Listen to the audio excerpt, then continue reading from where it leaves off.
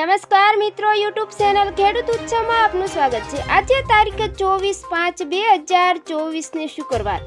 જોઈએ આજના હવામાન સમાચાર જાણીશું, જેમાં બંગાળની ખાડીમાં સર્જાયેલા ચક્રવાતી તોફાન રેમાન વાવાઝોડાની અપડેટ જોઈએ તે પહેલા ચેનલમાં નવા હો તો ચેનલને સબસ્ક્રાઇબ કરી લેજો।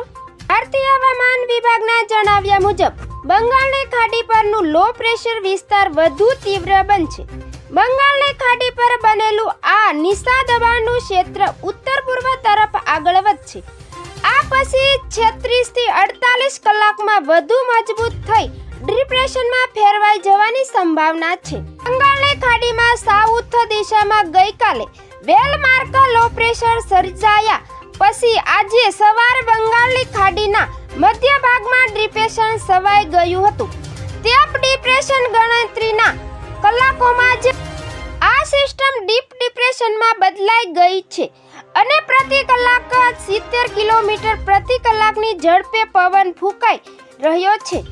આઈએમડીના જણાવ્યા મુજબ આવતીકાલે આ સિસ્ટમ સાયક્લોનિક સ્ટોર્મમાં એટલે કે વાવાઝોડામાં પરિવર્તન થશે। વાવાઝોડાનું નામ આ વખતે રેમાન આપવામાં આવ્યું છે। આ વાવાઝોડાની ઝડપ આવતીકાલ સુધીમાં 60 થી 100 કિમી પ્રતિ કલાકની થઈ જવાની સંભાવના વ્યક્ત કરવામાં આવી છે।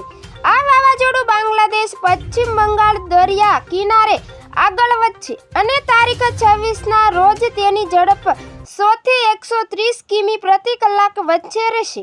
આ વાવાઝોડું તારીખ 26ના બપોરા 12 વાગ્યાની આસપાસ બાંગ્લાદેશ અને પશ્ચિમ બંગાળના દરિયાકાંઠે વચ્ચે લેન્ડફોર્મ થશે અને લેન્ડફોર્મની પ્રક્રિયા બપોરના 12 વાગ્યાથી રાત્રિના 9 વાગ્યા સુધી ચાલુ રહેશે।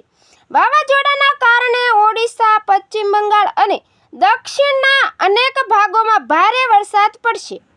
આ વાવાઝોડાની અસરથી આજથી 28 તારીખ દરમિયાન ઓડિશા, મહારાષ્ટ્ર અને ગુજરાત ઉપર તેની પ્રભાવ પડે તેવી સંભાવના છે।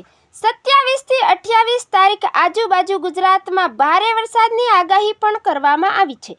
દરિયા કિનારાના વિસ્તારોમાં ભારે પવન ફૂંકાવાની પણ સંભાવના હવામાન વિભાગ દ્વારા વ્યક્ત કરવામાં આવી છે। તો મિત્રો, ફરી મળીશું નવી અપડેટમાં। જોતા રહેજો ખેડૂત ઉત્સવ ચેનલ।